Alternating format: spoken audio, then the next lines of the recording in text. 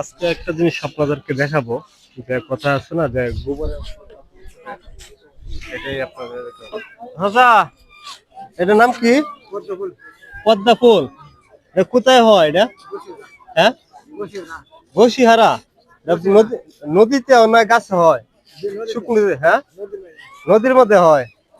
ও, আপনার এটার মধ্যে আরো পদ্মা ফুল আছে? হ্যাঁ, এটা কি কোন ফুটে কখন এটা?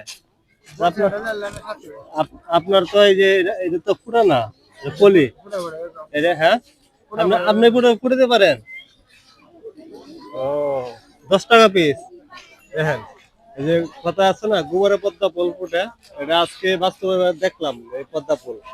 আর এটা পলি, এটা আপনি পুড়াতে পারেন না? এই কিন্তু হাতে পুড়ায়, হ্যাঁ, পুড়া বিক্রি করে মাত্র 10 টাকা না? আমি একটু একটু এক পিস নেই নাকি?